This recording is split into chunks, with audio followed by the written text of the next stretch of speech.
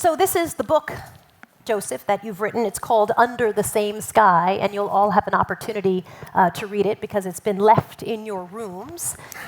I have read it, and it's amazing. And I want you to take us back to your childhood in North Korea. The book describes very vividly just how tough it was. Your family was literally starving. Tell me about your childhood. Just like if anywhere, North Korea, growing up as a child, I had great times and also just hanging out with my friends. But then that was not soon when I was around 5 years old. The Great Famine began, and that's where I started notice that people are dying of starvations, and also there is that actually people can die of hunger. And when I was 12 years old, my own father, died of starvation. I think the hunger is the most difficult experience that I have ever experienced, and I think hunger is, in a sense, that takes away. There is no such thing as human dignity for hungry people, and I think growing up with just not only myself, but witnessing that my beloved ones are suffering was really difficult and challenging to accept, because I didn't know why that happens. It had to be brutal to stand by and watch it. May I read a paragraph from your book? You write this: dogs began to disappear from the streets. Before the famine, you could see them on leashes outside the homes in Hoyeong, with their own tiny houses by the front door. They ate scraps and guarded the property. Really, their lives were pretty bad, but when the famine came, you never saw dogs walking down the streets anymore. Rats were next. Before we got hungry, perhaps 1 in 100 families had ever tasted rat. I remember one girl, Un Hwa, whose father used to trap rats in the market and take them home for dinner, and we'd laugh at her, saying her father eats rats. She probably does too. But now the rodents became sought after, though my friends never admitted they'd tasted rat meat. You describe with great detail literally watching your father starve in front of you.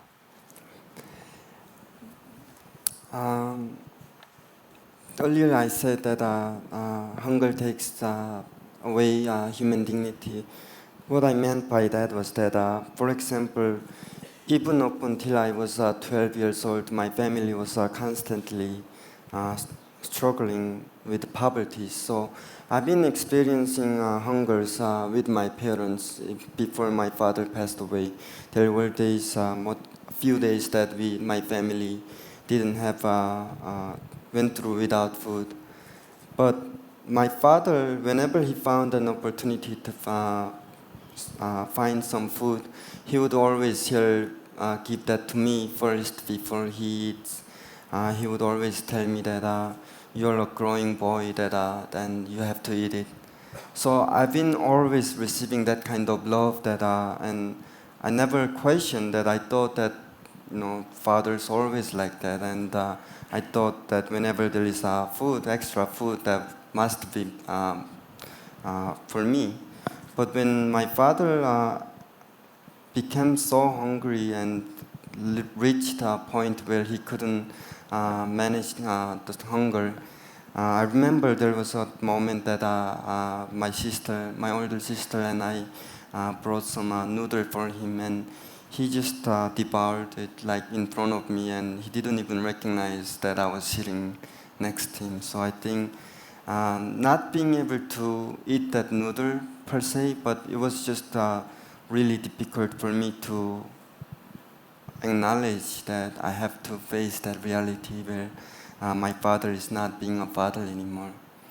Hannah, liberty in North Korea, Link, is really what brought the two of you together. So why don't you tell me about what Link did to help get Joseph out of North Korea via China?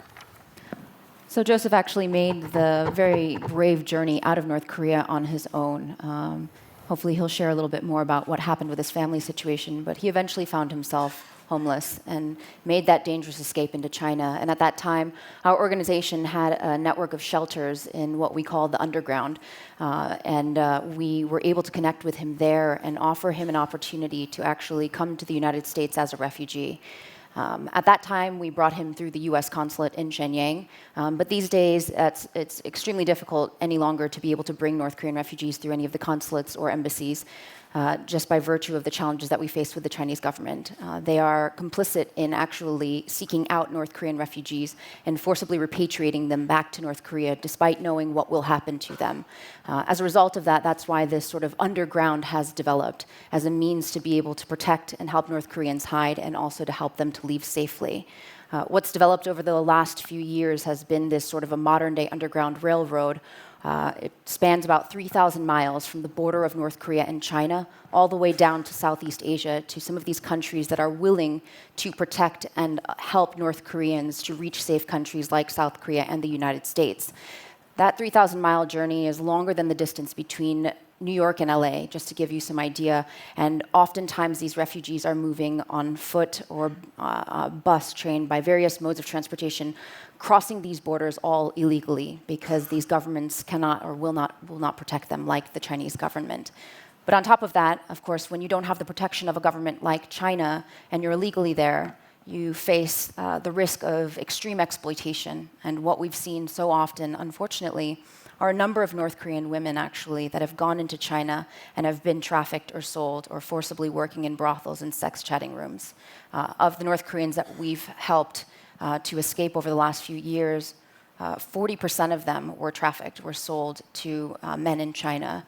But because of the work we're able to do, we were able to help them to leave safely through this underground railroad and to begin new lives in new societies.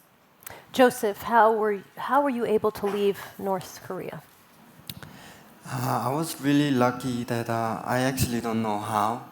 Now I think about it, but my father passed away of starvation when I was 12 years old, and I became homeless, and I started begging on the street from strangers. I tried literally everything that I could to survive. I also used to work at a coal mine when I was 14 years old. But after 3 years of survival, I just realized that there was no hope to survive. And it was at the moment where I had to choose either die of starvation like my father did, or do I wanted to risk my life to escape North Korea to China? And at the point, like I didn't see the difference between dying of starvation or just hoping that you will be able to cross the border. So I decided to cross the border there. There was a river that serves as the border between North Korea and China, and it was during the winter time, so I was able to run across the ice. I think a lot of people try to escape during the nighttime. In theory, it's darker and it's easier to escape from the border guards. But I was a kid, and I also I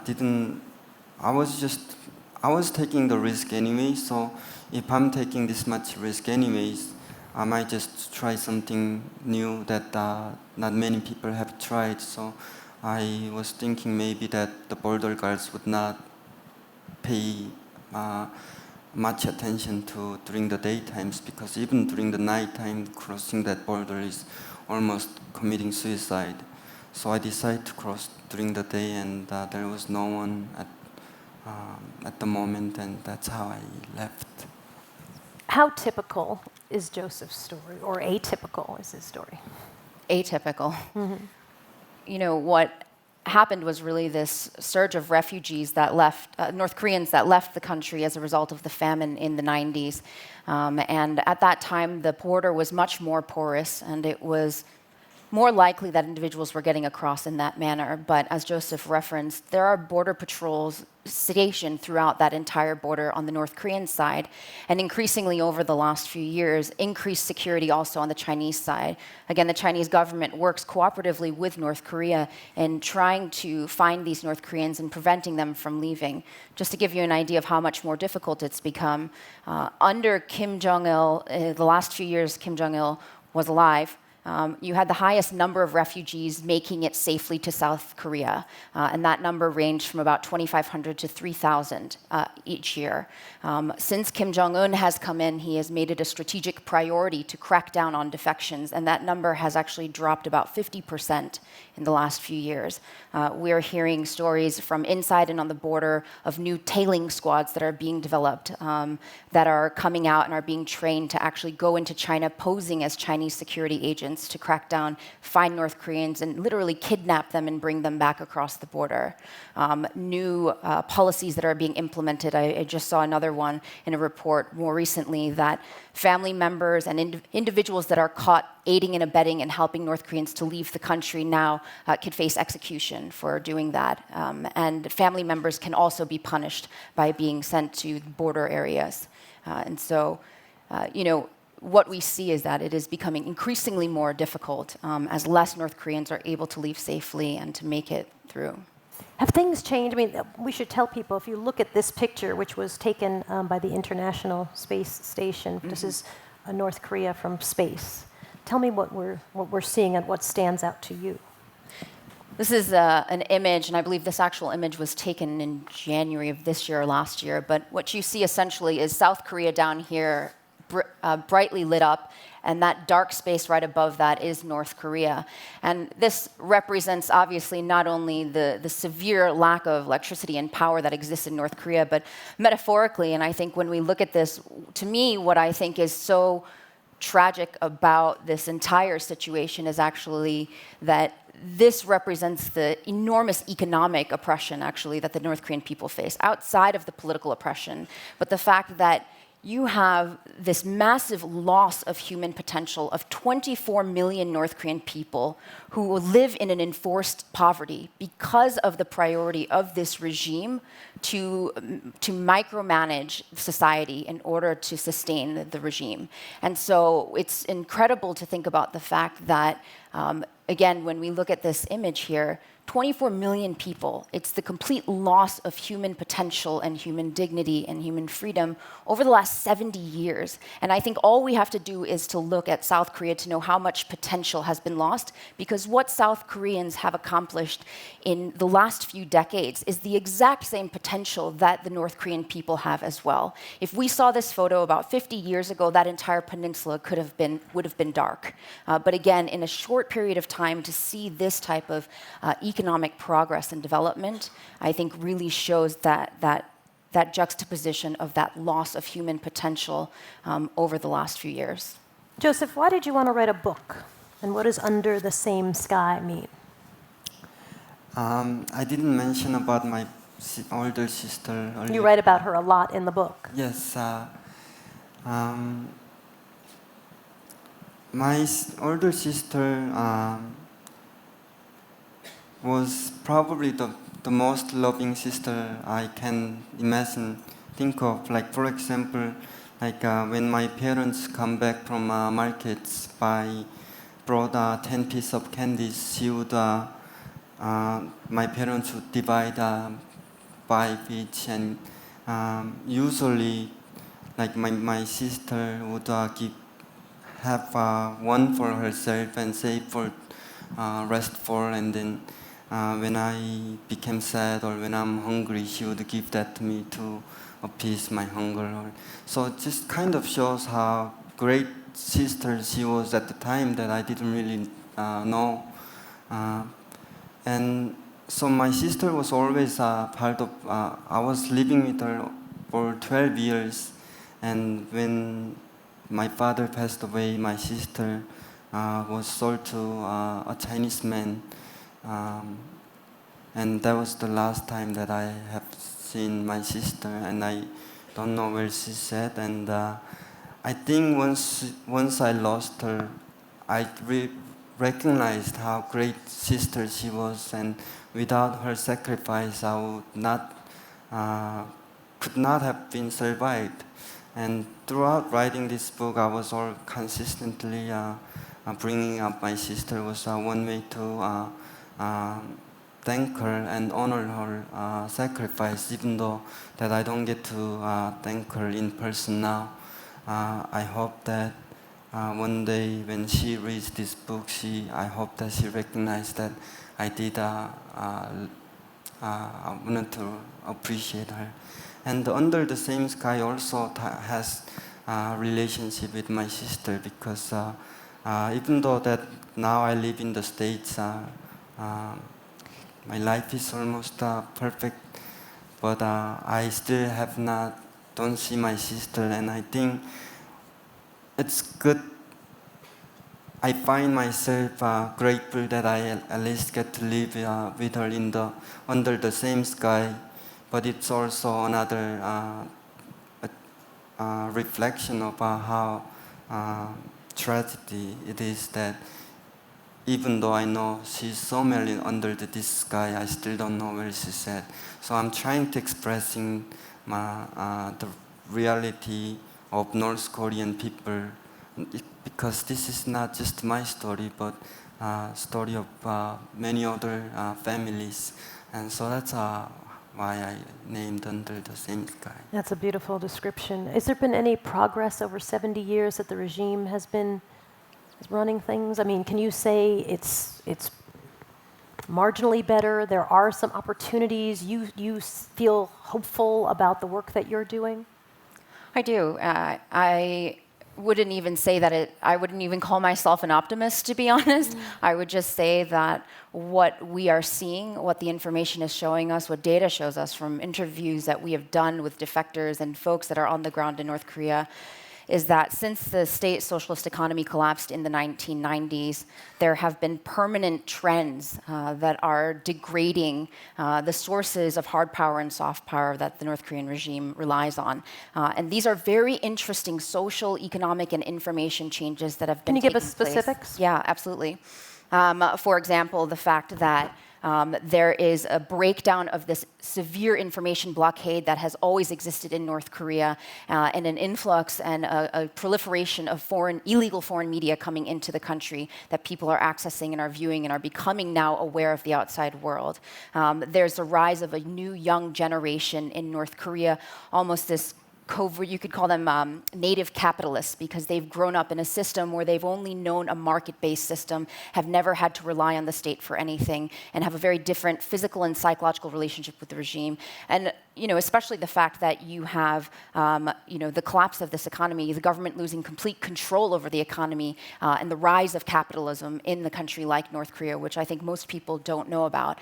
And so some of these things, including rampant corruption, the role of defectors that they're playing actually in sending information back into their families, and even remittances that total about $15 million every year. And that money is actually fueling these grassroots markets inside North Korea and are helping to change North Korean society from the bottom up. And so all of these trends, very interesting things that we continue to look at, because these are the ways and the areas in which we believe it's possible to actually accelerate change that's happening in North Korea today. Joseph, what would you tell people in this room and elsewhere if they wanted to figure out how to be helpful to you 10 years ago? 10 years ago. Or 5 years ago. I mean, how do they, if they have no connections, how could they be helpful to young refugees who are trying to make their way, having left North Korea? Thank you for asking that question. I mean, even at this point, today there is so many North Korean defectors who are still hiding in China, and it is actually possible to bring them as one way to do it is that organizations like Link and others who provides that send rescue teams from China to bring them to take them to South Korea or to the States. But that costs about like $3,000 to bring one person, which is can be a lot of money, but it's also if we value that 3,000 into someone's life, I think it's worth it. I mean, my life has been completely changed in a sense that it's still unreal to me. For example, like growing up in North Korea, the entire world was about to find food, and that was the food was peace and love to me and freedom, everything. But now that I came to the States, food was provided. Like I didn't really know what to look for. But I think the beauty of living in a country and where I can exercise my freedom and enjoy life is to really just being what I wanted to do and what I don't want to do. And I think one way to help North Koreans is provide, like you said, like so many North Korean friends don't really know what are the options they have, even after they reach to freedom countries. I think one way to find for them, give them, provide them help is to really show them that there is different paths that they can take, career paths. And I think that education is one way to, because you can tell me like I can be a soldier or I can be a computer scientist, but that wouldn't really connect with my motivations unless I realize the needs of that why I wanted to be that computer scientist, for example. So I think I highly consider that education is one way to empower them. And but even coming to America, I mean, going to school is difficult.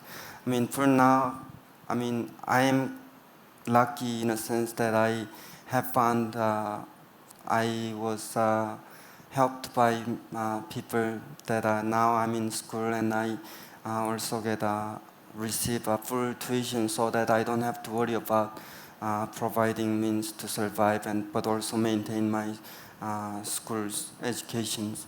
But even like few years ago, like when I was attending community college, there was times that I had to go to school and going to work at the same time.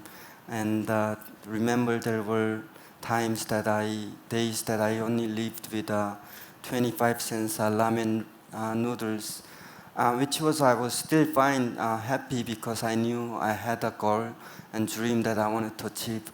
But even today, I know there are so many other North Korean defector friends that has ambition and they have dreams.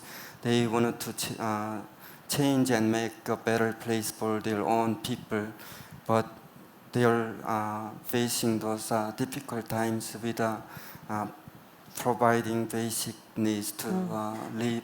So I ask you to invest on them and give them hope and help them to protect their dreams and hopes. It's a good request. Tell me about how people can connect with what you're doing at Liberty in North Korea.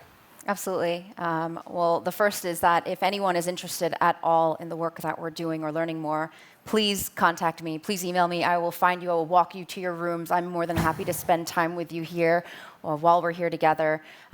There's so much more we could talk about and so many more incredible stories like Joseph that these young North Koreans who are incredibly resilient and have so much potential and as Joseph mentioned, it's unbelievable to think, but $3,000 has literally brought, we've helped over 400 North Koreans in just the last few years come to freedom through this underground railroad. And there's so much more that we can do in really being able to empower and helping these individuals. And so whether it's through directly helping and bringing people to freedom, it's even in the sense of wanting to look deeper into opportunities where information and technology is playing a crucial role in some of these changes.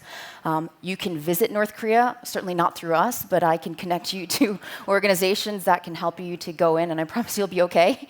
Or if there are other opportunities that you want to get involved in as homestay families, scholarship providers, there's just so many opportunities that I think do exist that most people aren't actually aware of. So I encourage you to please talk to Joseph, to myself, email me. It's just my name, hannah@libertyinnorthkorea.org.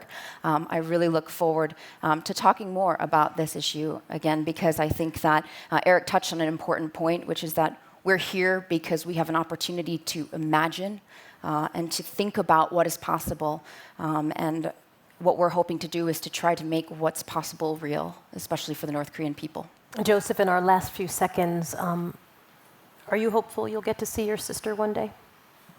I have not given up my hope, and sometimes it's difficult to maintain that hope, but that's the only option that I have, so I will keep looking for my sister as long as I live. We'll keep hoping for you too. Thank Joseph you. Kim, the book is called Under the Same Sky, and again, as I mentioned, you'll find it in your hotel room. It's a fantastic read. Thank you for talking with us.